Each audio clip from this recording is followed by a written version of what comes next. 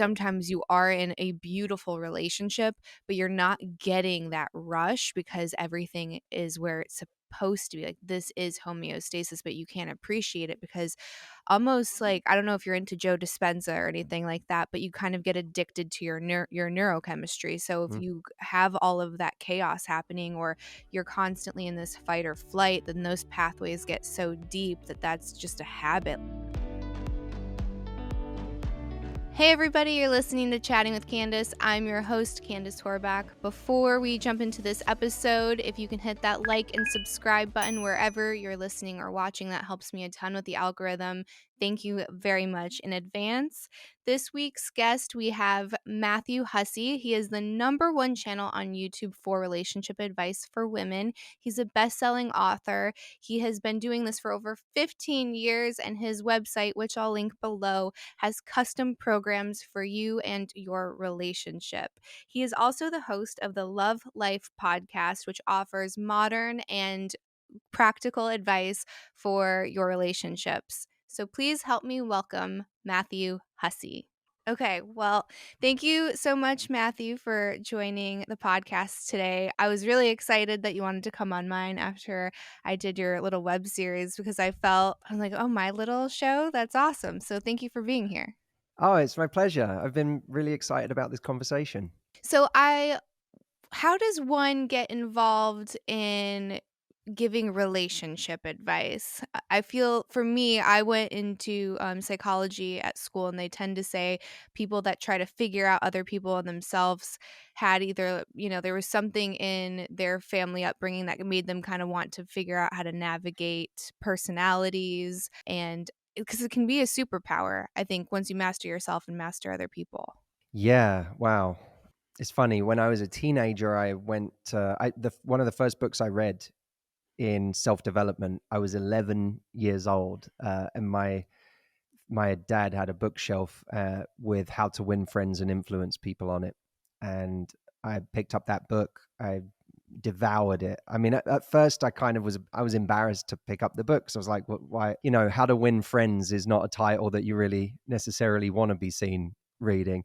But I read it and I was hooked. I mean, I immediately latched onto this idea that you could do things that would make you, in my case, less shy. You could do things that would make you better with people or help you have more of an impact. And so that was my first foray into that world. And I just was completely addicted at that time in a good sense. And I read and read and read all sorts of books like that. My friend's father used to take his company every year to Tony Robbins seminars.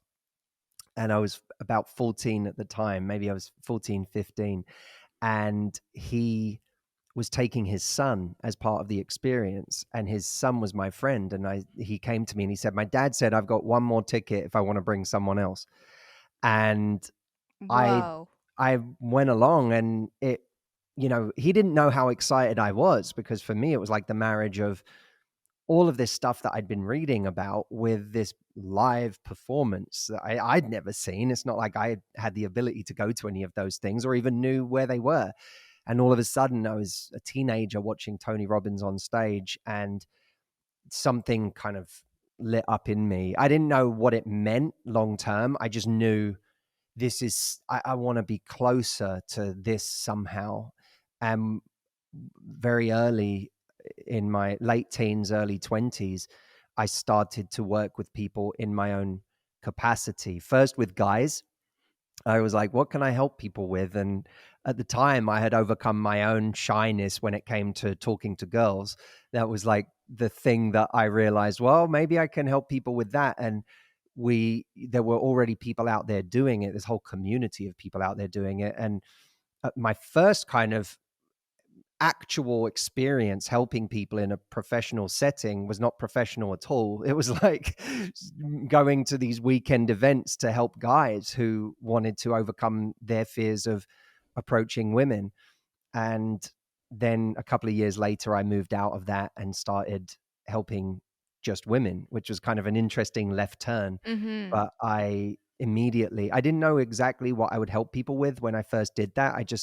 I knew that I had read some women's books, and I didn't feel like they covered everything that it, from the male side. Mhm. And I felt like I had something to add. And that was really where I started. I think, to your point about, are there things in our own lives that precipitate us wanting to help other people? That's, I think, something that was there, but I Mhm. don't think it's a depth to my work that I realized until a few years later. You know what's interesting? I feel, at least maybe this is just the Twitter bubble that I find myself in, but for some reason, we don't wanna take advice from the opposite sex. Like, we're Mm. like, "Well, you're a woman, why are you giving advice to men?" Or, "You're a man, why are you giving advice to women?"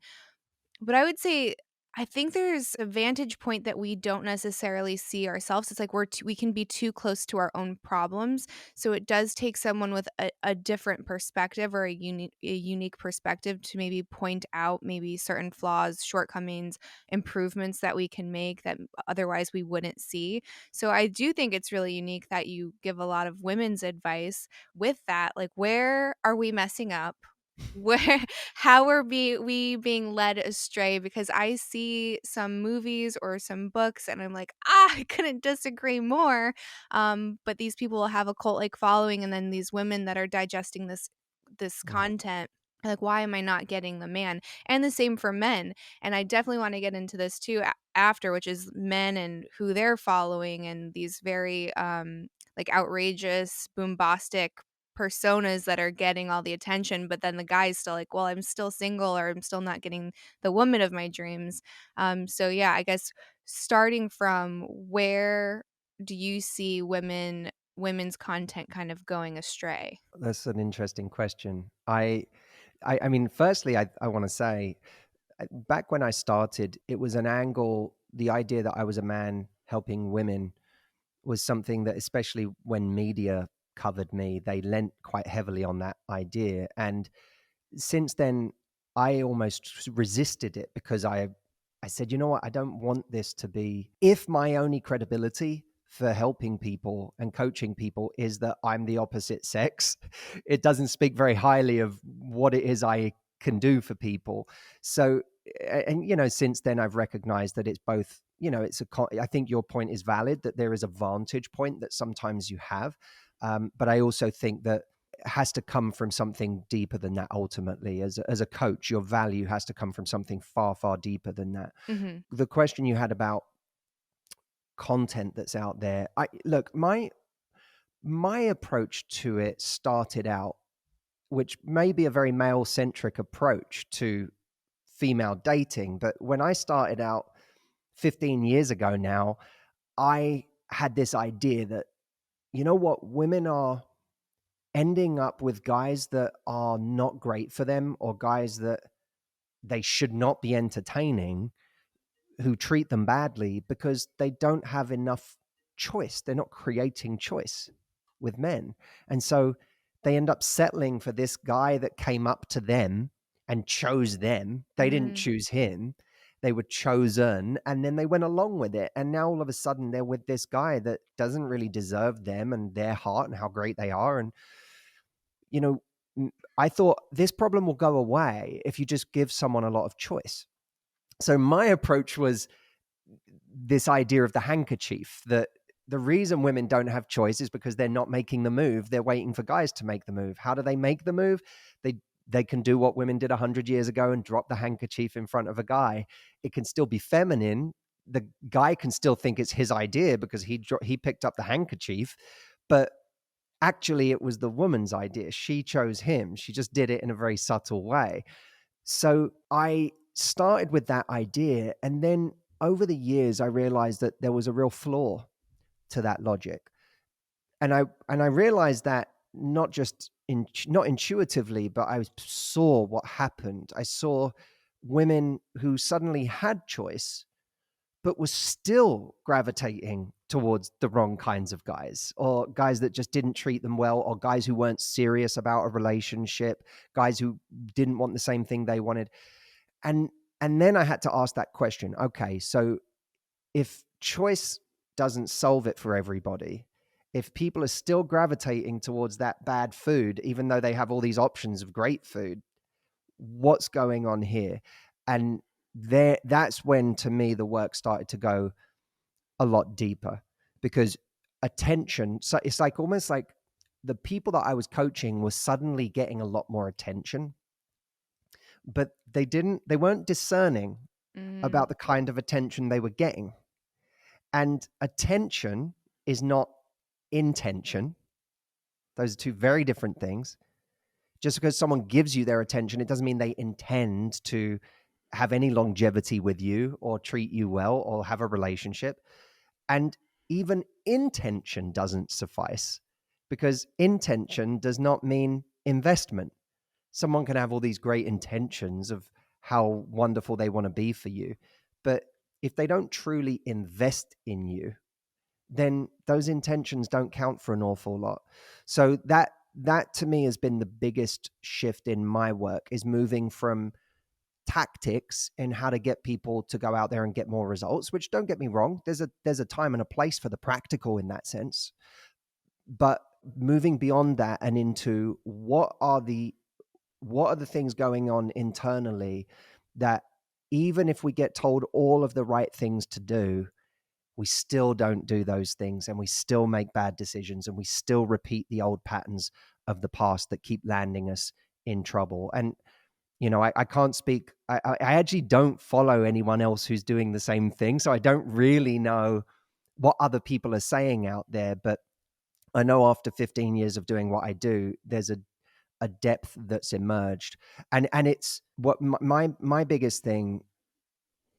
The two missions that I have, if I were to really boil it down, is one, to help people feel less alone in the world. And I don't mean that by just finding them a relationship. I mean, if we could just come together and talk about how much it hurts sometimes to have not found somebody, or how much we're struggling, then I think that we can find community and connection even without a relationship. But also to help people save their time, because I've watched men and women, but my audience is typically women. I've watched so many women spend so much of their lives in pain, and then get to 50 or 60, and suddenly they are faced with not only beginning again because they struggled to get out of a truly toxic relationship or a narcissistic relationship, but also having to grieve this huge amount of time that they feel like they lost while they were in those situations. And I help a lot of people like that. And so it makes me very sad. And I want to empower people to make really great decisions along the way so that they can avoid getting to that point. And if they are at that point, I want to help them to move on in a powerful way and realize that it wasn't all wasted time. Yeah, that was a really interesting reframe that you did the last time we spoke, when I was talking about my own parents' divorce. And I was like, well, maybe this isn't a great example because they were married for whatever, 15 years. And you're like, that's still an accomplishment, assuming that if it was a healthy marriage, like that's still an accomplishment, even though it did end in divorce. And I was like, that's a really interesting reframe, because we do think if there's divorce at all, that it's automatically chalked up to a failure. Hey everyone, this is new. So we are taking a quick break for a couple of sponsors. How exciting is that we have a couple sponsors for the podcast? So this is new. Please don't skip it. Just listen. It's cool stuff, I promise. So my first one is a small company called Ragnar's Rocks, and I'll make sure I have the link below. As you know, I love crystals and I get made fun of for it all of the time, but I'm not going to change my ways, and I'm going to stand by it. I truly believe in them, and I think that they're beautiful, so sue me. But he sent me, I mean, how incredible is that? He sent me this beautiful amethyst. I've got this really cute rose quartz skull. All of this is on my table. You can't see, but when I start doing 2 cameras, you'll be able to see my little setup. And this cute little crystal Buddha. How adorable is he? These bracelets are from there. I mean, I was really stoked to have him as a sponsor because this is right up my alley. So if you're into any crystals or you just want to check out the website, it's ragnarsrocks.com. hussey.com, and I'll link that below. And the last affiliate, last sponsor, please don't skip. This one's a good one. So we all know the benefits of fasting. Well, my husband and I have used this company, Prolon, actually a couple of times. So I was really excited that they wanted to be an affiliate of the podcast. So if you want to try Prolon, it's a fasting mimicking diet. So you get all the benefits of a water fast, and it's a lot easier because you get this delicious food instead of having to completely eat nothing. So you can try Prolon for $150 with the code Candice. Some of the claims for, and I mean, I say claims, but I'm going off of a script, guys. 60% of people that completed the fast had better energy, mental clarity, and focus. You'll definitely shed some lbs. I felt a ton lighter after doing it. It's cool to do difficult stuff, and obviously fasting is not easy, so it's kind of cool to see how you can kind of push it and get through something that you thought you might not be able to do. It's a lot easier than just doing a water cleanse. And again, I think the average here, people lose an average of 5.7 pounds and 1.6 inches off of their waistline. So as soon as I'm done breastfeeding, I'm doing one of these, and Eric's supposed to be starting anytime now. So we'll see when he decides to start. So I'll link that below. Again, if you want to try Prolon, you can try it for $150. Use code Candice, and let's return to the episode.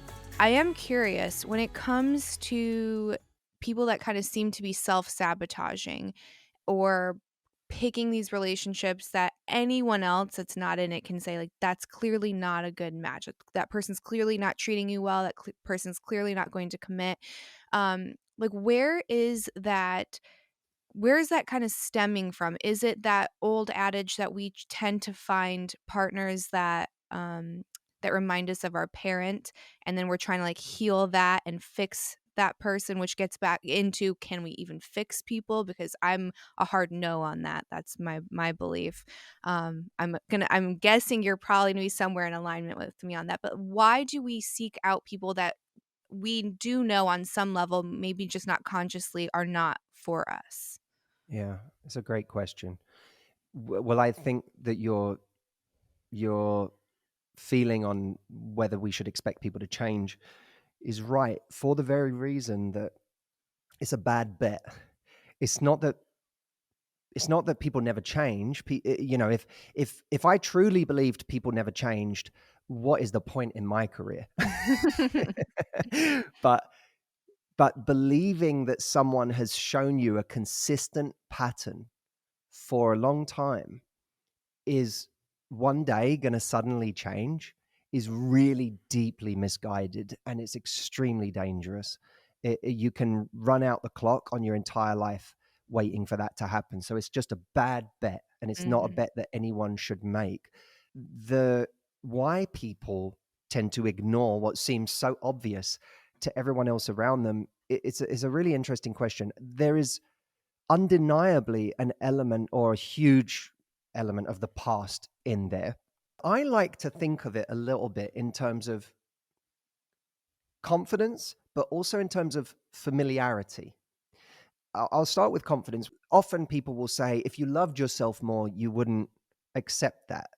If you really connected with your own worth and your own value, you wouldn't accept that. And there's truth to that. That's a real thing. And that's right. If someone knows that they are worthy of being treated with respect, I'm not saying someone knows they're worthy of having the best in life always. Like, I'm saying if someone knows that they're worthy of decency, that they are worthy of respect, that they are worthy of kindness, and being treated in a human way, then when someone comes along and doesn't give them those things, doesn't give them what should be very fundamental things to want from somebody, and we have to decide what those fundamental things are for us, because if we don't go in knowing those things, then someone else gets to make those up for us, and that's a really dangerous thing. So we have to go into a situation. It's like a business deal. You have to go into a business deal knowing the kind of work that you want to do and the kind of things you don't want to do and what you're actually driving towards. Otherwise, you're sitting across the table from someone who can kind of convince you to do anything. So You have to know that going in. And the same is true of a relationship. And then you have to you have to have a love for yourself, which I almost think love sometimes can be a misleading word when it comes to confidence, because it's, we, I think it can seem like such a difficult thing to to love myself. But I almost prefer to start with people from a place of saying, what's think of yourself like you're just a person in the world, right? Like you, if you saw someone being tortured in front of you, it would give you a reaction. You would think that was awful and you would want to help. You would, you would not want to see that person in pain, because you're most people are generally pretty empathetic and kind and decent, and they don't want to see that happen to somebody. Well, now imagine that you are a person. And by the way, you don't have to imagine it. You're a person in the world. And if you can start by just saying, I'm a person like anyone else, the one big difference is that I have the job of looking after this person. That's my biggest job that I have, is I've been given custody of this one human being from the day I was born, and my job has been to take care of that person. If you frame it like that, you don't think of it so much. You don't have to think of it in terms of really loving yourself, because sometimes we're doing things that we don't like, and we're behaving in ways we don't like, or we're doing things in life that don't make us proud. And that makes it hard. We find it hard to love ourselves when we're not making ourselves proud. But you can not be proud of yourself right now and still see yourself as a person your job is to take care of that person. You have to love yourself like it's your job, because it is your job. So that's one part of the equation. But I don't think just framing it in terms of confidence is complete. I think you also have to look at it in terms of familiarity. What are you used to? Many of us have only seen a certain thing in our lives growing up, and that has become our model for the world. And if you grew up learning that you can't trust people based on your experience growing up, then that's not a confidence issue necessarily. It's a familiarity issue. That's what you know. And it's hard to step outside of what you know. It's a really difficult thing. What might seem obvious to somebody else is absolutely not obvious to you if that's what you've known in the most important relationships of your life. So the same is true if you had parents who cheated on each other and that's what you knew, or you were treated by a parent like your needs didn't matter, and that anytime you asked for something, it would get you in trouble. So you can go into the world now thinking that that is a normal thing. So it's really important not to be too hard on ourselves. If we're finding it hard to grasp something that seems obvious or easy to other people, and it's not obvious or easy to us, there's a good reason for that.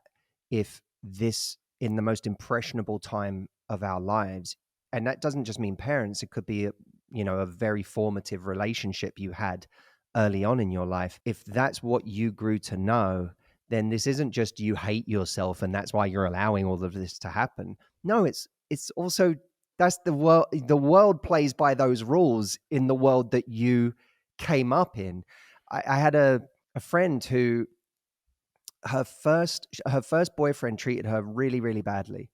And the second boyfriend she had treated her the complete opposite. In the first couple of months, he was so kind, so nice to her, so patient, and she did not know how to handle it because it was alien to her. And she went to her mom and she said, Mom, I don't get it. He's really nice to me. And her mom said to her, that's how it's supposed to be. If we're not used to it, then that represents a monumental shift for us. So I want to, we can talk about what it might mean to shift that and how to do it. But perhaps we'll stop talking for a moment. No, that's really fascinating because I've also heard for people that have kind of grown up in chaos in whatever way that looked, whether it was abuse or instability, whether you're moving a lot, switching schools, there's big divorce, like those kinds of things. If that happens a lot throughout your upbringing, then when you're in a romantic relationship, that peace can feel like boredom. So sometimes you are in a beautiful relationship, but you're not getting that rush because everything is where it's supposed to be. Like this is homeostasis, but you can't appreciate it because almost like I don't know if you're into Joe Dispenza or anything like that, but you kind of get addicted to your neurochemistry. So if Mhm. you have all of that chaos happening or you're constantly in this fight or flight, then those pathways get so deep that that's just a habit. Like you get into an emotional habit, and it's the same for your partner because it's like attracts like, and then round and round we go. Yeah, it's scary. It's really scary. You get we get addicted to these cycles that cause us so much pain. And you're right. If you've been used to living in chaos, if you've been operating in high stress for a long time, you don't know how to operate out of high stress. It doesn't. That feels like an alien environment to you. And you know, I really believe in. I think sometimes we have to look at people who we look up to or people whose lives we feel like, they've figured something out. There's something in the way this person lives or operates or their energy that is is like something I want to be. And try to correlate what you see between those different people who are like that. Try and ask yourself, like, what do these people have in common? Mhm. And you do find commonalities. That I think is the reassuring thing, is you do find that people who have achieved a level of peace in their life, they have things in common, even if they're completely different people, Mhm. between their routines, how they live, what they value. There is it's like, why is it that you see so many people who do achieve a kind of peace in their lives, that over time they seem to change their relationship with alcohol or eating or recreational drugs? It's like there seems to be an evolution that happens there that's a very common one for people. And I don't say that with any righteousness or judgment. People are at all different stages of life in what they're doing, but you have to acknowledge that there is a pattern between people. And I like to look for those patterns. I was sat in a room a couple of weeks ago with some amazing people at a mastermind, and there were all sorts of different people who had achieved an awful lot, not just in terms of their external success, but in terms of who they were as people and their families. And when I'm in a room like that, I observe everything because I just want to know, like, what do these people have in common? Like, do they have kids? Don't they have kids? Do they, how much time do they generally spend exercising? What's their outlook on some of these more hedonistic things? I want to know those things. What's their relationship with uh spikes? Because in a way, what you're talking about is the spikes, right? When someone is like looking for that constant jolt of excitement in a Mhm. relationship, they're looking for the spikes, they're living for the spikes. Mhm. And that's true in every area of life, by the way. I mean, I my vice that I struggle with to this day, that I've had to really try to work with, is food. I look for those spikes when it comes to food, and I've had to really try to work on not just my relationship with food, but my relationship with the spikes, Mhm.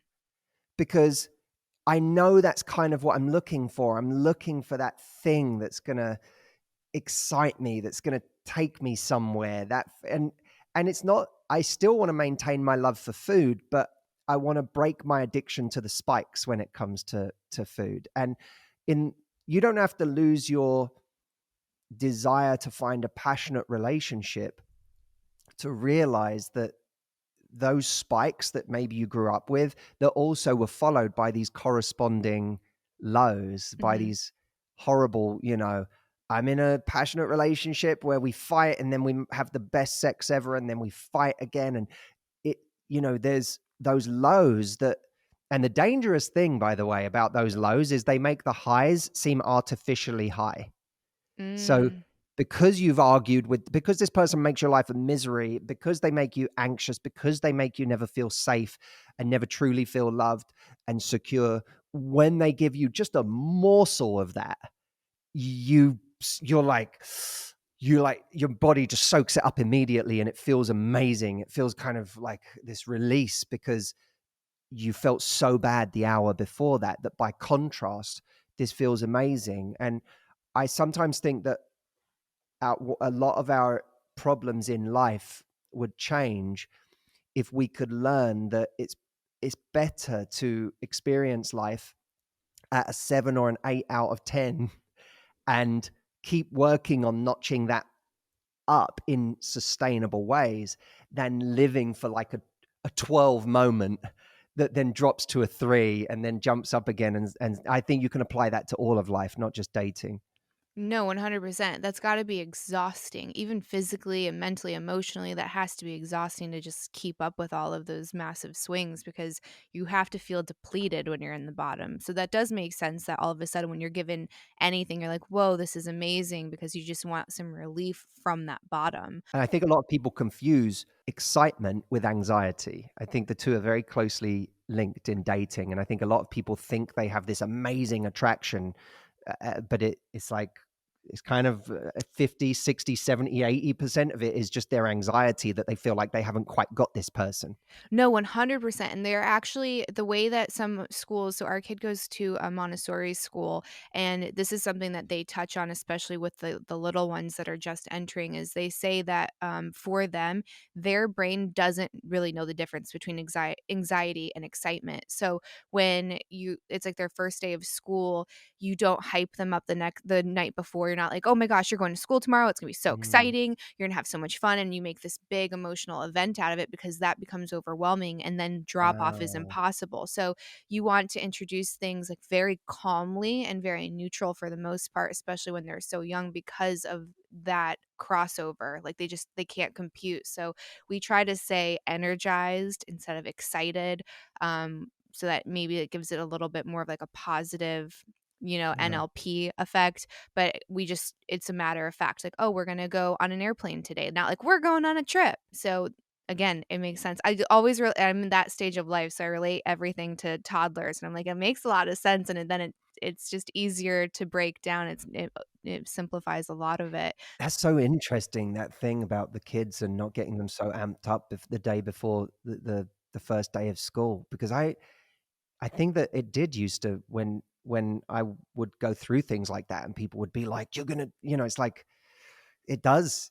It gets you nervous and it gets you anxious, and suddenly you now go into that thing kind of with this energy that maybe is not helpful. So that's really interesting. Yeah, there was another quote, and it said, "Anxiety is excitement without the breathing," too. So Huh. so if you're feeling anxious, it's to get control over your breath, and then you can shift it from anxiety to, being energized or to being excited, whatever word you wanna use. But I was like, that helps me a ton because there are times where I am very excited, whether I'm gonna be on someone's show or I'm doing an event, and I just feel overwhelmed. I'm not breathing. I'm not conscious of Yeah. my breathing because I'm hyper vigilant about everything else. So now if I can go and correct my breath, then I can go into like a calmer state. I'm such a huge believer in that, what you just said. Um, when I do, one of my hobbies is Brazilian jiu-jitsu, and when you fight with people, especially when you're inexperienced, you you roll for 2 minutes on the mat with someone and you can't breathe. You feel like you're drowning. And I remember one of the first times I did it, my coach, he kind of joked with me and said, "By the way, like when I roll with other black belts, sometimes we just set the clock for an hour and we'll just roll and just do this for an hour." And in my head, I was like, how do you do that? How is that even physically possible? I can't, I feel like I'm a decently fit person. And after 2 minutes, I couldn't breathe. And he said, "That's because you're not breathing. That's because you're going into it with that adrenaline, holding your breath. And it's not your fitness that's failing you, it's your breathing." He said, when you know that you're rolling for an hour and 5 minutes in, you look up at the clock and you've got another 55 minutes on the clock. He said, there is this feeling, that this thing that kicks in where you just go, well, I may as well just settle in because it's going Surrender. to suck for a while. Mhm. So instead of going in with that anxiety and that adrenaline, you just start to breathe differently because you settle in. And I think that it made me think of when people are early in the dating phase, they find someone that they go on a date with, they really like this person. They've decided already how wonderful this person is after 2 hours on a date. And they go home and then the stakes feel really, really high. And they want everything to go perfectly. And they now have this anxiety that, do I text them? Do I not text them? I just texted them and it's 3 hours have gone by and they haven't texted me back. And that anxiety just like permeates everything in those early stages. When I'm helping people to overcome their anxiety in that stage, I give them the same advice that, hey, look, if this person is actually going to be your person, then you're going to be doing this with them for a very long time. So, and this holding your breath you're doing right now, you can't maintain that. It's going to be horrible. So if this is the right person, you're going to be doing this for a long time, for many years potentially, settle in. Like, you may as well breathe and settle in. And when people hear it like that, it changes the rhythm of it because they go, oh yeah, if it's wrong, it's going to last 5 minutes. If it's right, it's going to last a long time. And if it's going to last a long time, I can't hold my breath the whole time. I have to actually settle in and have an energy that I could have for many years, not an energy that makes me feel exhausted and depressed and depleted after 1 week. Mhm. Yeah, just to throw another quote, it's a Buddhist quote, and when you find your person, and we can get into like, is there like your person? Is there only one person? But when you find your person or someone that is a proper match, your soul is at peace. Like you don't feel those butterflies and all of that crazy anxiety or excitement. It's just like, oh, I found you. And I don't know, it could just be, my own confirmation bias. But when I met my husband, it was unlike anyone else that I had met. It was that just there was no anxiety. I was just like, "Oh, there you are," kind of a thing. And I even told my girlfriends from the very beginning, I was like, this is the guy I'm gonna marry." And they're like, "No, you just got out of a relationship. This is clearly gonna be a rebound." And I was like, it feels different. Like it just feels different. And he's just kind of that's been the theme of our relationship is just providing that certainty for me. So I don't know if it's confirmation bias. I don't know if you've experienced that with your relationships, if you find more of like this peaceful energy with some people versus that anxiety, because there was never this, is he going to text me, am I going to text him? Like he always made the first move, and I never was worried, or am I playing this game, wait 3 days, whatever this is. I have girlfriends now that are like, do I text back? I was like, yes, text back. You want to see him, you want to talk, just text. If you're waiting, then he's going to wait, and then you guys create this weird game of chicken, and no one knows how the other person feels. And then if he's turned off because you show interest, that means he's not interested.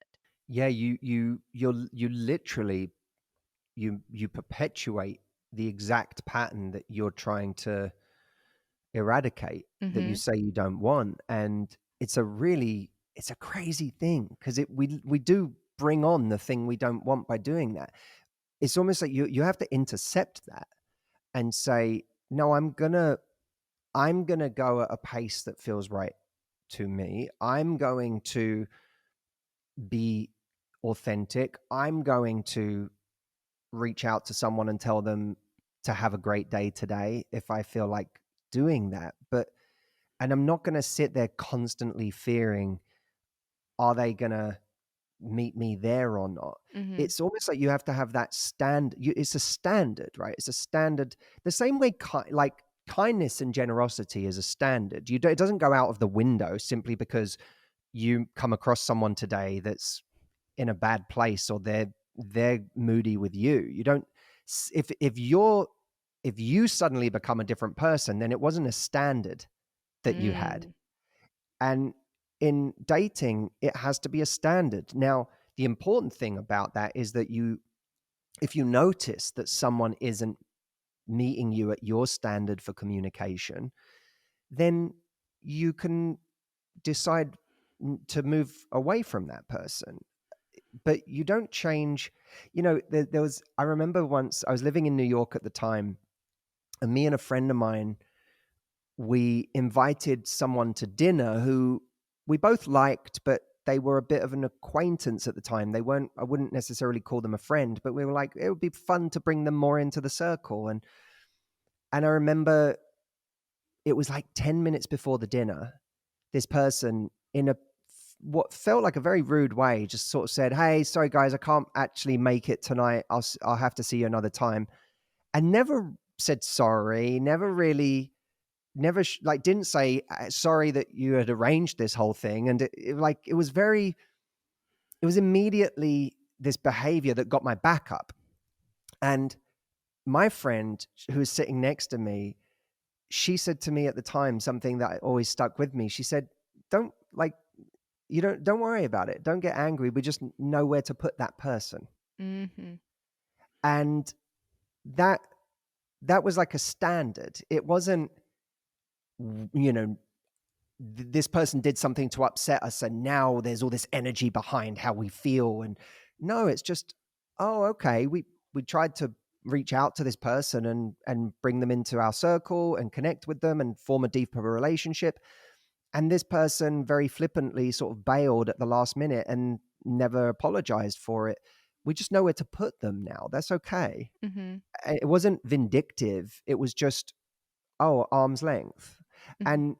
And we have to start seeing people in dating like that. Instead of we have a standard and then they don't meet that standard, and then we say, what else could I do to get them to meet this standard? Or it's life is much easier if you accept where people are in their process, in their journey, where they are in life, what phase they're in, what they want right now. And you just go, oh, okay, well, this is my standard. They're not meeting me there. So I'm going to pull back. And that person may now come to you and say, hey, why'd you pull back? Like, I want to see you this Saturday. Mm-hmm. And at that point, you have the right to explain why you pulled back. Well, I was really excited to see you, and I felt like I was kind of texting you and stuff, but I didn't really feel like you were there with me, and it made me withdraw, if I'm honest. There's no games about that. It's just, this is what I was prepared to give in that moment. It seemed to me you weren't prepared to give the same. A nice phrase to use, by the way, is rightly or wrongly. You can say rightly or wrongly. It felt like you weren't in the same place as me. And that takes ego out of it, because now that person can say, oh no, you're totally wrong about that. I am in the same, sorry, I had a crazy week and this and that. Let me make it up to you. Or, I would love to see you this Saturday. And so you're leaving the door open for someone to be better, but you're also making quite clear that there's a standard you have that person isn't living up to. And when people say, there's a kind of phrase people use a lot, which is, if it's right, it will be easy. And I think that's an overly simplistic phrase. I think that there's plenty of relationships that last that have messy beginnings. Mm-hmm. But the key is, when you demonstrate who you are and what your standard is to somebody, albeit in a compassionate and, warm way, are they able to course correct? Are they able to progress? Do you now feel a progression in the momentum or the investment or the energy as a result of that? And I don't mean a progression for one night where suddenly they now put in a bunch of energy because they really want to see you to hook up this Saturday. I mean, don't hook up with them on Saturday. Go watch a movie, go to a restaurant, go hang out, but don't take your time with it and see if there is a progression in the way this person is trying to get to know you and what they're trying to invest in. Are they coming to your side of town instead of always asking you to come to their side of town? Are they are you seeing a progression? And that part should start to get easier. Once you demonstrate your standard, that's where you should start to see momentum if it has the potential to actually be what you want. The hard thing to watch is when someone shows a standard, that person continues to resist, and then they continue to say, what can I do now? What's the next thing I should do? How do I get them to think of me? Like, that's the part where you start to get into really dangerous territory, because you're not actually paying attention to what's going on. Oh man. So there's a couple things. Have you heard that Steve Harvey quote where it's essentially like, can men change? And like the example that gets tossed around a lot is cheating, or maybe it's how he's treating you, whatever it is. And then he's like, yeah, men change, but they change for one woman. So it's like, if you're not seeing that change or that progress, then it's not gonna happen. And Mm. I think that you kinda have to be able to see and, like, take a proper gauge as to, when do I put in the work and when do I have to say that this isn't the relationship and leave. And for some of us, it's like there's this sunk cost fallacy where I've been in for 5 years, so now I don't wanna start over with someone else, so I'm just gonna accept this mediocre relationship, or this relationship that's not honoring my needs, especially for women. Because I mean, biology is real. Technology hasn't caught up to where we can have kids forever at any age. So if that's something that matters, that's an extra worry that we have to kind of keep in the back of our minds when we're trying to find a partner. And one of the worst things that I've seen time and time again, it's these women that do want children with men that are like, "Well, I know I want them, it's just not now." And they keep saying just not now, and you're not seeing the progress. And these women are just year after year after year getting older and older and older and not anywhere closer to having a family, but they are so in love with this man or this idea of this man that they're, unbeknownst to them, giving up on the future that they actually want, which is devastating. But it comes down to also extreme accountability. So they're also in that relationship by choice. So by as a bystander, that's really difficult to see. So yeah, I think progress is an excellent metric to make sure that, it's going in the direction that you want it to go in before it's too late. Because there is a too late if you do want children. Like, that's just unfortunately the way the world works. Yeah, and I've seen the emotional devastation time and time again that causes when people ignore that reality. And what happens a lot in the situation you described, and what happens a lot in general in dating, is when someone really likes somebody else or loves them, they often co-opt the excuse of that person and start to the rationale of that person about what they want or don't want takes on the royal we. So now you have let's say a guy who says, I just am trying to be carefree right now, and I don't know what I want. I'm just having fun. I'm just seeing what happens. I don't want to put a label on things. Then when a woman's chatting with her friends and they say, how's it going with that guy? She says, we're just seeing how it goes, and we're just kind of not trying to put a label on it. We're just having fun right now. And it's like, it's funny. You inserted we in there, because 5 minutes ago, you wanted something different. But in order to stay in rapport with this person, you've now adopted their excuse, their rationale, their logic as your own.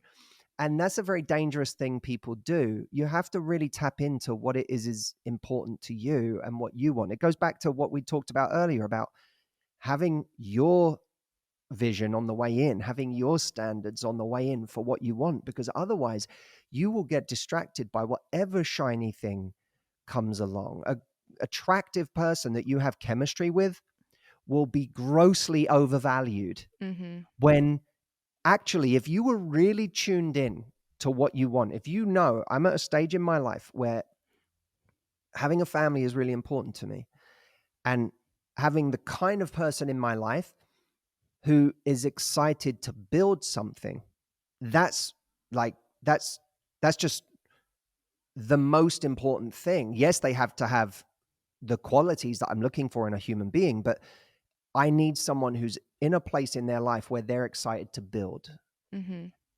And it doesn't have to be, they don't need to be convinced that it's me yet on a first date, but I do want someone who's in that place where that's what they're looking for. Well, if in the first 2 months you get a sense from this person that there is absolutely no intentionality about their dating whatsoever, they think it's more weird that we would walk down the street holding hands than it is that we sleep together tonight. Mm. Then it's like, oh, okay, like you're in a different mindset than I am, and it doesn't matter how much chemistry I have with you or how exciting I find you. You are a left turn that's going to distract me from what I'm actually looking for. But you can only do that. You can only say that to yourself and to another person if you've been honest with yourself about what you're looking for. And that's why I always say to people, our lives get better in direct proportion to the number of difficult conversations we are willing to have. And that's not just with other people, but with ourselves. Have you had the challenging conversation with yourself where you ask yourself, what am I actually looking for right now? What do I want in my life? If I know that having a family, having children of my own biologically is important to me, and I know that if in 10 years or 15 years that hasn't happened, that is something that I'm going to have to grieve that in a Mhm. very serious way because it's that important to me. Well, then you have to say to yourself, how much of importance am I treating this with right now? If it's that important, how important does it look based on my actions? Am I, you know, am I going to check my fertility to know that that's a possibility for me so that I'm not kind of burying my head in the sand? Maybe there's something I should know now Mhm. that I don't know right now. Like, let's go find out. Do I want to consider egg freezing? Is that something that I actually want to look into seriously to release a little bit of pressure? Do I want to tell this person that's been messing me around for 2 years and there's been no progress that I'm done? Like, what would I do differently if that thing that I say is the most important thing for my future was actually, if the importance of that was actually reflected in my actions today and the way that I approach this part of my life? Yeah, that's a very real hurdle for a lot of people. It's that level of intimacy even with yourself and that connection with even just your own thoughts and your own goals. It's almost like if I say them out loud even in my mind, then if I don't get it, then that's so scary. So I would rather run away and pretend I don't want it. So if I don't get it, it's not a big deal because I never really wanted it in the first place. But you have to have that radical honesty with yourself and kind of stick to it. It's very easy to let someone kind of put you off kilter if you are super passionate and the sex is great, or he's super handsome, or maybe he's really wealthy, like whatever you're justifying giving up on your own dreams for. So it's an uncomfortable talk because if you're super into somebody and you're like, listen, these are the things that I need from my future. I need to get married. Like that means something to me. Some people it doesn't, right?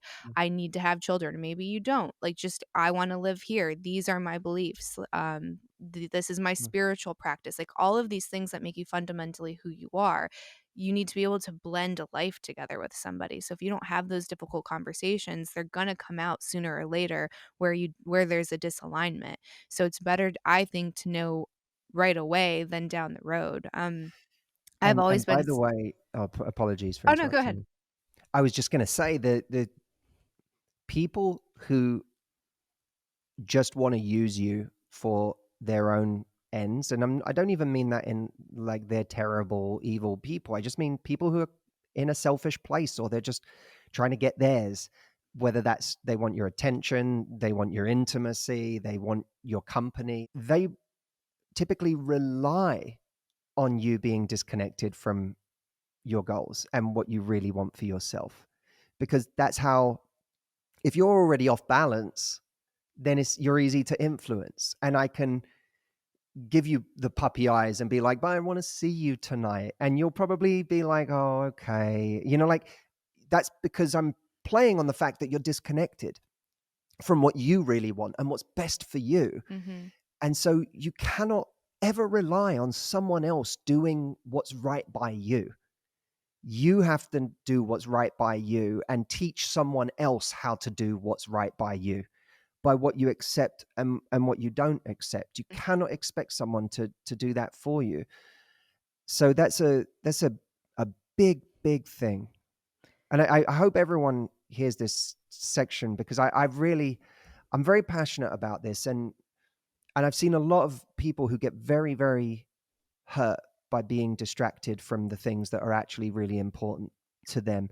And this isn't, I want everyone to realize, like, I don't come from a prudish place at all. I don't come from a righteous place at all. I have no religious agenda with anything I do. I don't like, for me, I just want people to be happy.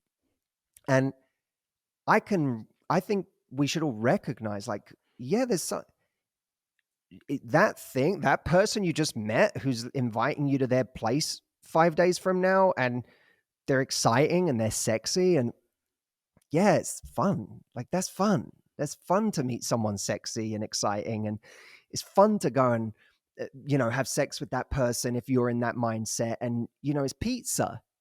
Like, pizza's delicious, but you have to know what's my actual goal here, because pizza will always be a thing. It will always be this delicious thing that you could gravitate towards. But you have to know what's actually important to me, because truly tapping into that will make that person in front of you seem, at minimum, like something that's worth saying no to, even though it's exciting. But you may even find that once you get really excited about where you want to go, that person starts to become a little less exciting. Mm-hmm. Yeah, it's a scary exercise, but it's absolutely worth it and kind of crucial, honestly. Do you ever see the opposite? Like, do you have women coming to you that are in long-term relationships where they've lost the pizza, where they're like, how I lost the spark? You see this a lot with couples. So you might be a great match with somebody and you have a flood of neurochemicals in the beginning. And I want to say it usually tapers off around like 7 months. Is that the number? So like all of this dopamine is going through you and you're like, it's like that honeymoon phase. And there's this one book by Jamie Wheel, and he kind of gets into the neurochemistry of falling in love. But at some point, that's going to taper off. So how do you have that? Where's the trade-off, I guess, because that's where some people start to cheat, or when some people start to end the relationship because they're like, well, I fell out of love is what they think, is I fell out of love because I don't have those feelings. And Esther Perel does a good job at kind of explaining the difference between like a love story and a life story. And it's which one of those things do you want? A love story is passionate, it's hot, it's sweaty, it's exciting, it's all of these things. But a love story, you have to do the dishes and you have to take out the trash, and maybe you got into a fight, and maybe you haven't had sex in a month and you're trying to reconnect that intimacy. It's got both of those things, those highs and lows to the relationship. And for some reason, well, not for some reason, for an obvious reason, it's you only want the spark. So how do you kind of artificially mimic that response to be able to get back into the beginning stages of your relationship? What a great question. Esther puts it in a really beautiful way when she says, how do you continue to want that which you already have? And it goes to the heart of what she talks about, the duality of love and desire. And love is the coming together of two people. It's like a union, and desire needs space. So if you have this union and you have no space anymore, then desire gets suffocated. So I think on a basic level, it's worth asking the question in any relationship, what's our ratio of sort of loving acts versus acts that might create desire? And I think there are a number of ways to approach that. The Cosmo way of approaching it is learn 3 new sex moves. It's like buy this new toy to get back your sex life. But the truth is, often the way there is more indirect than that. It's not so on the nose. There's a writer, John Kay, who wrote a book called Obliquity, which was the idea that results are often best achieved indirectly. And when I think of how to bring desire back, a lot of the time my mind doesn't even go to the bedroom. My mind goes to, what are you doing? Proust said, the journey of discovery lies not in seeking new landscapes, but in seeing with new eyes. Well, what you described in the way a lot of people approach that excitement in their love lives is, I've lost that spark. I need to seek a new landscape. Mm-hmm. If we start turning the question towards, how do I start to see with new eyes? What could help me to do that? Then that's an interesting question. Is it that me and my partner, frankly, need a little more space than we're getting from each other? Like, come to think of it, when was the last time I encouraged my partner to go out with his boys, or I encouraged my partner to go out with her girls? Mm-hmm. Like, when did I last do that? When did I last see them leave the house looking sexy and I wasn't there? Like, that's an interesting one, because that's that feeling we used to maybe get in early dating. Now we're always there. But it's that very thing. Sometimes I actually think people need to live like a little more dangerously. They need to be prepared to live a little more on the edge. That thing that you want to control your partner and you don't want them to go and have any fun without you, and you don't, but that might be what you need in order to get excited again, or to see them as someone separate from you. I think a lot of the problem is that we think we know everything about our partner. We think that we've sussed them out.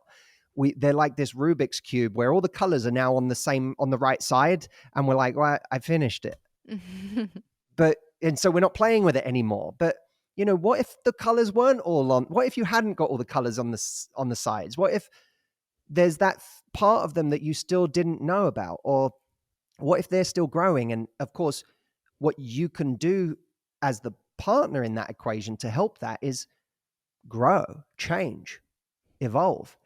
Go do that class that you've been wanting to do, that you've been putting off for years, or you've always said you would. Go actually do that thing. It'll give you time apart, and it'll also add something to your bow that they're not used to.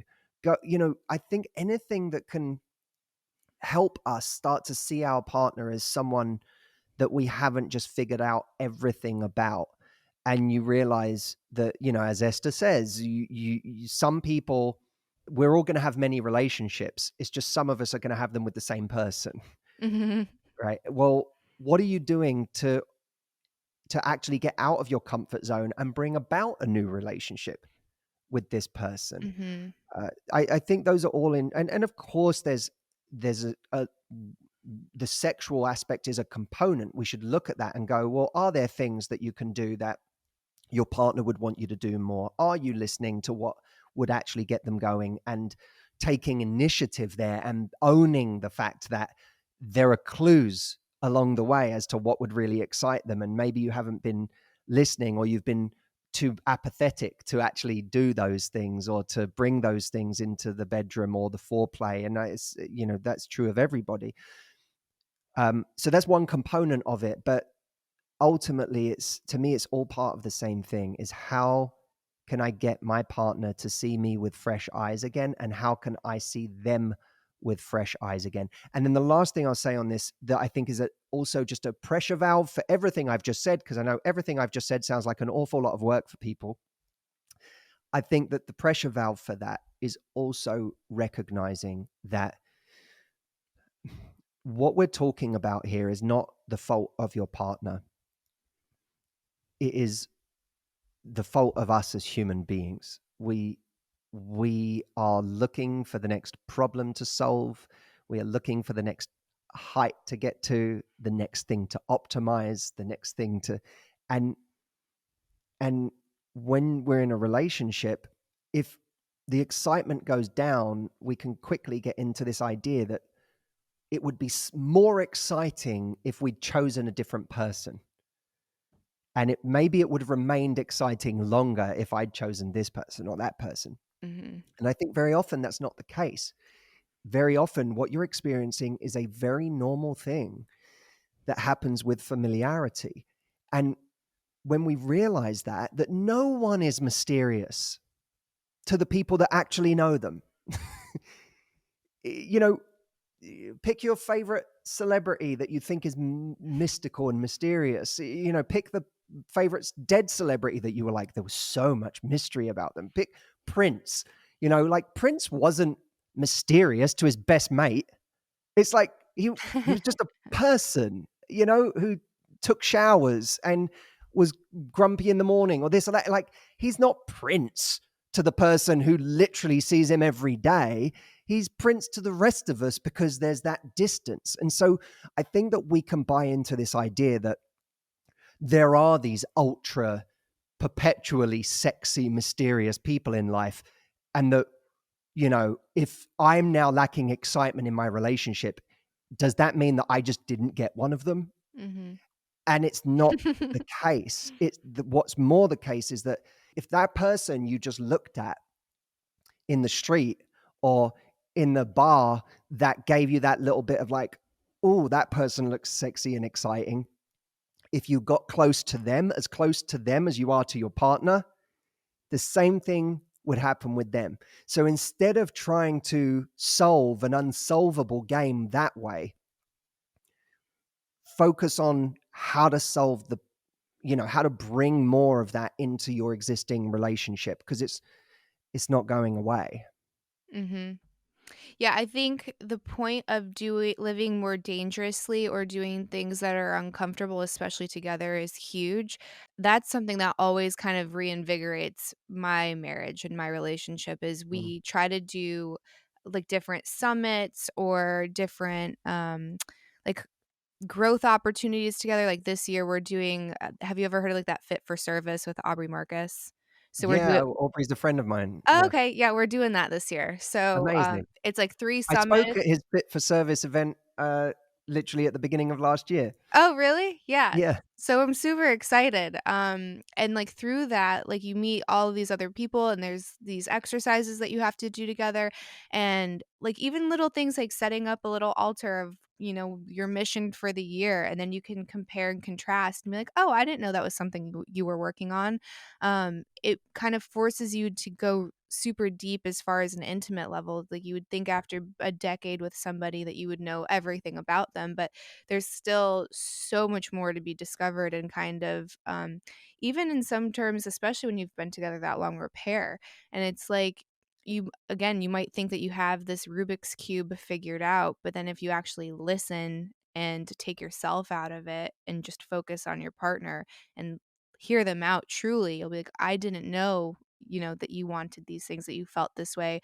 And I think that shows up too in the bedroom. It's like, how often are we just, like, going through the motions? Like, we now have everything kind of planned out like a synchronized dance, Mhm. and we know exactly when I'm gonna turn over, when I'm gonna do that, when you're gonna finish, when I'm gonna finish. Like, it's just you just kind of autopilot through it, and it's like, if you can kinda get yourself off of that autopilot and truly connect, whether it's, really looking them in the eyes, and you might realize, "Holy shit, I haven't done that in a long time." Or like Mm. being super present in your body so you can actually feel, move a different way that you haven't moved and just like get yourself off of that. You'll be like, whoa, this is an entirely different experience. I couldn't agree more with that. I think that things can become so ritualistic as to you lose any sense of that mystery, of that excitement, of that spontaneity. I think that a lot when people. I remember speaking to someone who, when we were talking, I was talking on a show about sex, and this person was talking about when you're not, how to keep that passion. Hmm. And she said something that I didn't disagree with. I didn't think it was like a bad idea, but she talked about, breathing with your partner. And, she was like, if you really want to connect with them, wouldn't you just lay with them and breathe together. And I was like, well, that's one thing, but that's, that might be your version of what's going to get you connected or what might be exciting. It's just as likely that if, let's say for you, sex is always about like this foreplay, and for him, it could be really fun if the next time he gets out of the shower, you walk straight up to him and do something really, really sexy. That, if he's not used to that, if that breaks the pattern of what you would normally do, then that can be really profound. I sometimes think that we've decided what sex has to be and the way it has to go and the way we have to get there. And when that becomes that formulated, it can be a real barrier.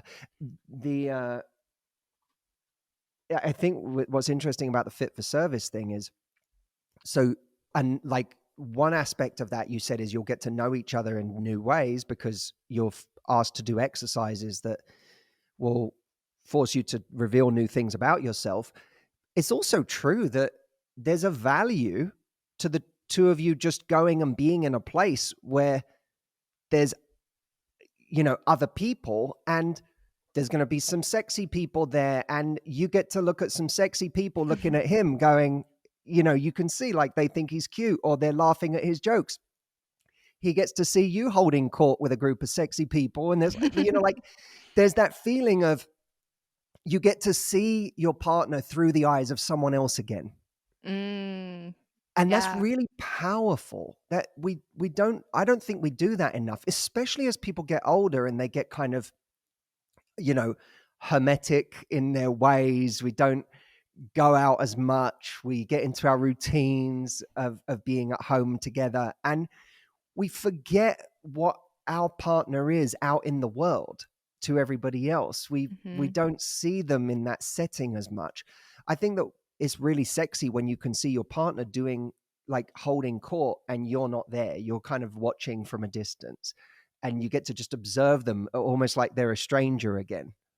How have you gotten to a place like that? Because I agree. I'm like, yeah, because he's going home with me, he's mine, and my husband's in the same framework. So how do you appreciate it? How do you get the mindset of appreciating something like that versus being overwhelmed with jealousy and territorial? Like you have to go over there and metaphorically pee on her to establish dominance. That is mine. Back away. I am the alpha male. How do you Yeah. get, because this is the way that you look at it, the way that my husband looks at it, the way that a lot of men, like healthy men in my perspective, look at it is like playful. It's playful, it's light, it's a little bit sexy. Like Yeah. all of those things I think are so much better to the alternative of getting angry. Look, I don't want to I don't want to act like I've always been this really secure person, because I've had relationships where I didn't feel safe. And when I didn't feel safe, I wasn't able to be that person. A jealousy came out in me that I wasn't proud of, and I wished it didn't come out, but it did. And I know that a huge component of that was that I didn't actually feel secure in the relationship. And some of that was to do with me, but some of that was also to do with the other person in not helping me to feel safe or giving me signs that I wasn't safe. So I think that I would add the caveat that this stuff works really well when you're in a relationship with someone who makes you feel safe. That has to be the starting point. So ask yourself, is your jealousy coming from external or an internal place? Is it because internally I've always been this way with everybody, no matter what they do, they can never do enough to make me feel safe, in which case I know there's a personal journey I have to go on, whether it's through therapy or coaching or my own personal study. I have to work on that. Or is there something specific about this relationship that is problematic or it's making me feel unsafe? In which case, let me address that with this person. Because the goal should be to get to a point with each other where we feel so secure in this relationship that I can just appreciate you being over there talking to people and seeing that people find you attractive. And that's attractive to me. It's not a threat. That should be the goal. But I think a lot of people are trying, they can't even get to that part where that might be an enjoyable experience because they fundamentally feel so unsafe in the situation to begin with that all they can think of is imminent danger. But I would argue that it's less likely that someone is suffering from the kind of ennui that we're talking about in a relationship if they don't feel safe to begin with. Yeah, and I mean, it's a good point. I think there are very few people that are just genetically out of the gate not jealous, just don't experience it. It's just very easy for them to kind of surrender, let go, and just have that amount of freedom with their love. That's super rare. I think most people have to work on it. And I was 100% the same way, like viciously jealous for a long period of my time. And then throughout my life and my relationship with my husband, we have navigated like very unconventional rules for our relationship, which challenged them even more. And then people would think that both of us are probably at like the peak of openness and like not being judgmental or jealous. But I was watching a podcast the other day to kind of like prepare for this other guest. And on the podcast was it's a podcast, so I guess I'll just name it. It was with Aubrey. So it was with Aubrey, Vylana, Mhm. and then his ex-fiancée, Caitlin, and Yeah. I was like, "Whoa, hold on a second." And I started to feel like this was happening to me, like, I started getting jealous, and I was like, "Hold on a second, like, who does she think she is to be sat at that table?" And then you can see the relationship that she has with Vylana, and, like, you can tell love each other. They're very Mhm. friendly. Like, there is no challenge that is being established by her being there, like, just pure love and acceptance, and I was like, "I thought I had transcended jealousy," and then I see this, so there's always more. There's always Oh, there's Yeah. always another level, and I have not reached Aubrey's level. I can No. say that. No, nor have I. I was talking to my husband about it, and I was like, How would you feel about this?" Because, like, again, we're kind of outliers within our own community, just given my previous career and all of that. So we've been presented with a lot of opportunities for growth, I'll say. And and so when I see someone who's playing at a higher level with bigger stakes than me, I was like, "Damn." Like Yeah, it's exciting to me. Like my mindset is like, "Okay, how can I have that level of freedom, that level of certainty and safety within my relationship?" Because again, whether it's internal or external, my husband has given me zero reason for me to feel unsafe, but just watching that podcast made me feel unsafe. And it didn't even involve anyone that I know personally. So I'm like, well, there's some work I need to do still that I didn't even know was there. So I think that was a beautiful thing, but just being able to be, radically honest with yourself and say, no, that's my own shit. So I'm going yeah. to go sit with it and figure it out. Yeah, and like there's we all get to set the boundary for our own relationship, and hmm there's you know I don't think anyone hearing this has to go, oh, I have to fundamentally change my boundary in a way hmm that disagrees with my values. You can have your boundary and what you both agree to, that's fine. But I suppose a good barometer is because, by the way, I know of couples who are in open relationships who use all the logic we just talked about to that's how they do that. That's how they achieve that. And that's beyond any boundary I could imagine myself doing. hmm I that's some not one that I can relate to. The the key question I would ask people to challenge themselves on is where is there a where is there a level of jealousy that is affecting my quality of life? Because and that could be it's affecting my quality of life because every time we leave the house I get mad and I just don't want to feel this anymore because it's just making my life miserable. It could also be it's affecting my quality of life because it's making me control this person so much that I'm squashing the passion in the relationship because I'm not allowing there to be a long enough leash in the relationship for myself to feel like I'm living dangerously enough that I can still get those feelings. You don't have to change your fundamental boundaries. You just have to ask yourself honestly, where is this actually affecting my quality of life? And if it is, then that might be a sign of an unhealthy level of jealousy. And No, by the way, a little jealousy is a good thing. Like a little jealousy is fun. Again, it's it's sexy. if it can be in the realm of play. Mhm. But is it in the realm of play for you, or is it making you miserable? There's a big difference. 100%. Yeah. It's like, are you using it as a tool or are you being overcome by it? Yeah.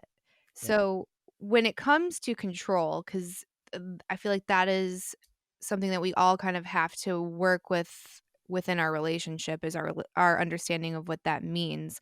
What's your opinion on that?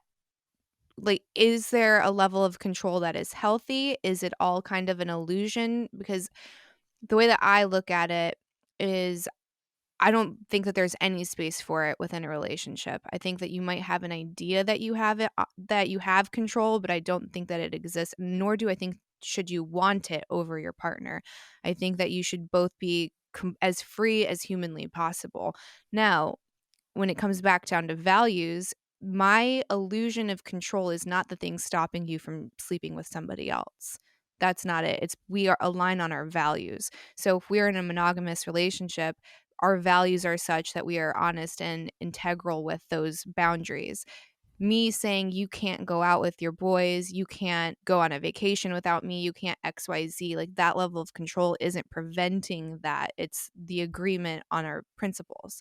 So I like that. when I see a lot of men that are like, she can't go out, she can't wear that, or women that are doing the same, it's you're not doing anything except for extending the illusion.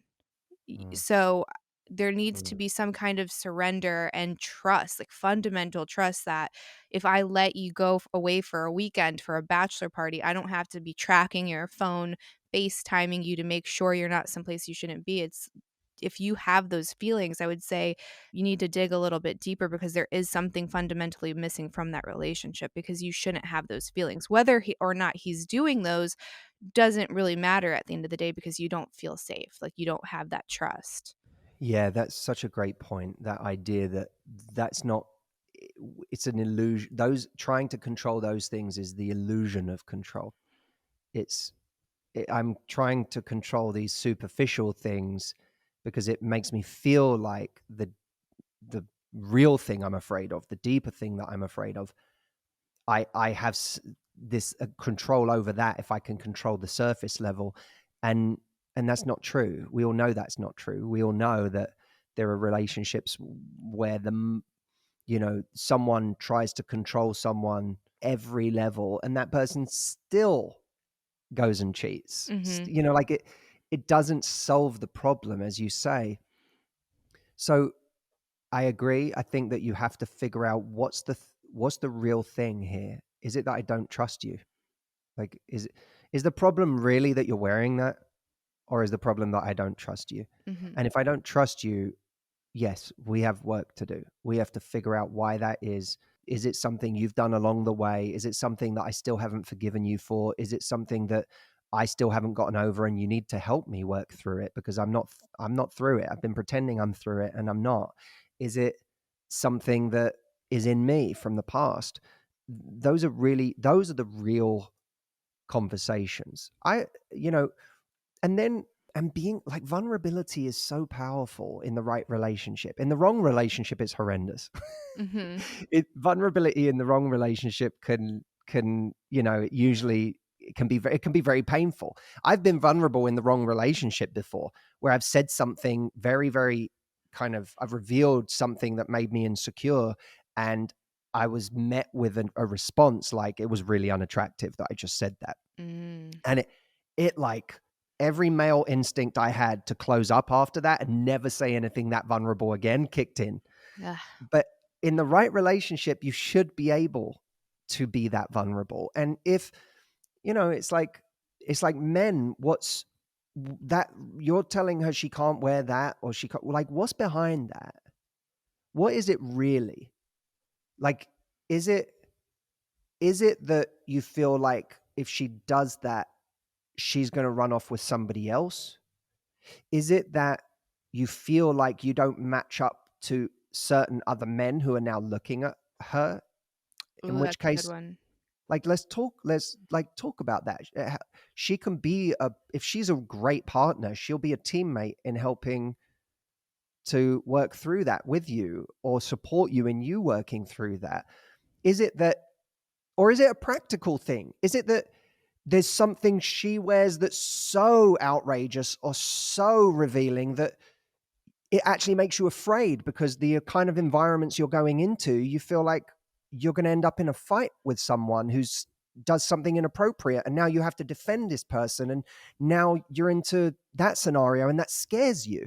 Like this these are these are things worth exploring and getting behind. Is it really that she's wearing that thing, or is it something much deeper that if you were truly vulnerable you would say out loud?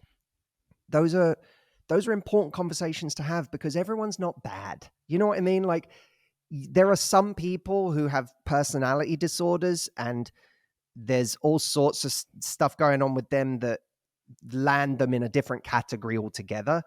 But then there's just people who are complicated and afraid and scared that they don't match up and scared that you're going to leave them and scared that they're not as cool as this person or not as sexy as this person or not as tough as this person or that, that's real stuff. And we mask all of that by saying, you look like this when you go out like that, but that's not the real thing. The real thing is that thing that terrifies us. And if we can talk about that in a relationship, I think we can get over a lot of those superficial ways that we control each other.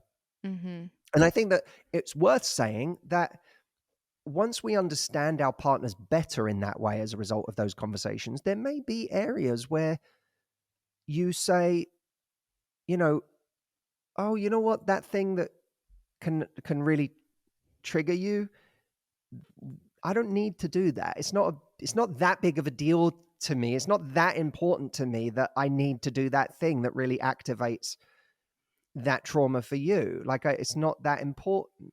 There Mhm. are areas like that in any relationship where we make those kinds of compromises because we don't have to always put our foot down and say you can never ever tell me what I can and can't do. That's ego.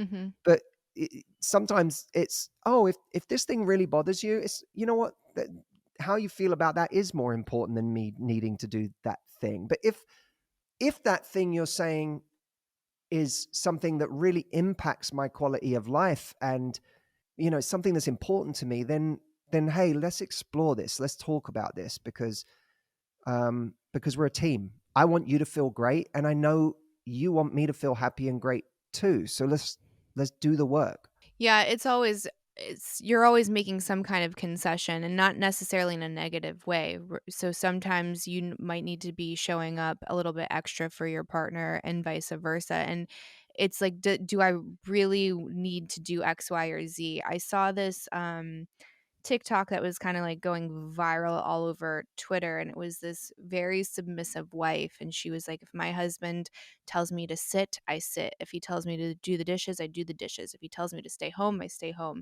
And what the narrative around it was this obedience of the woman. And I was just like, whoa, that's like the other end of the spectrum. So the way that I look at it, because yes, I think, if you're in a healthy space of expressing your feminine, then you are in like this softer, more surrendered space. However, if I'm going out and for whatever reason, and this goes back to like always assuming the best out of your partner, my husband is like, I'd really appreciate you staying home with me tonight.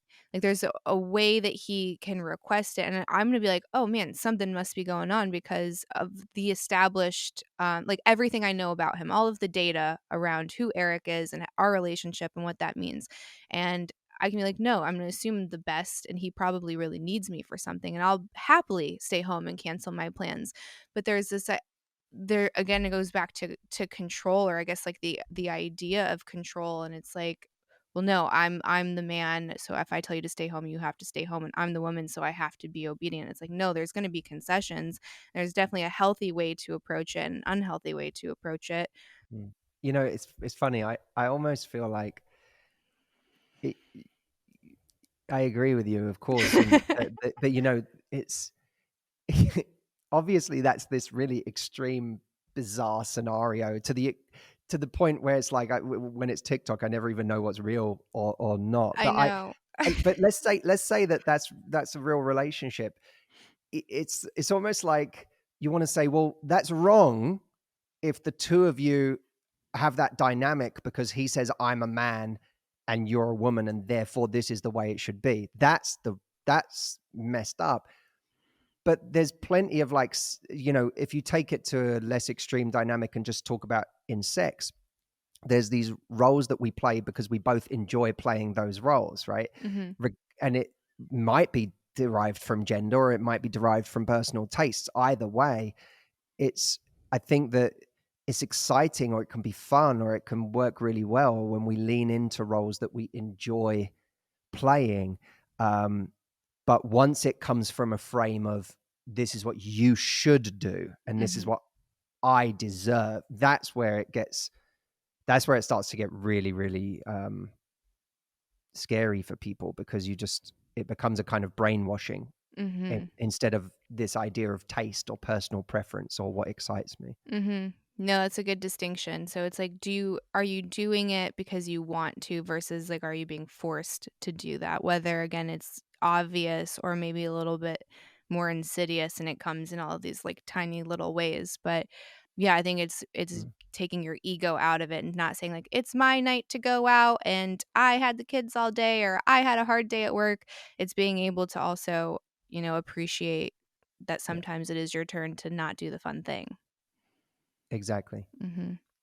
Well, this was incredible. I hope a lot of the listeners took something very valuable away or a couple of valuable points. Do you want to let the listeners know how they can support you, where they can follow you, and any projects that you're working on?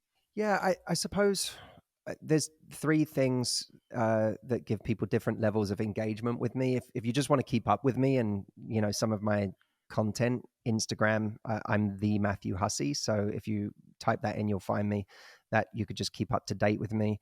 If you want to, I've done this for 15 years now, so I have so many different programs and solutions for people for different aspects of their confidence and their love life. If you're in a certain place right now and you want to know what's the thing I have that's most suited to where you are, you can go to yourdatingsolution.com and there's literally a multiple choice quiz where you can write in what your challenge is and it will recommend you the best solution from everything I have that I've created. And this June, for anyone who wants to go on a bigger journey with me, I'm doing a 3-day virtual retreat.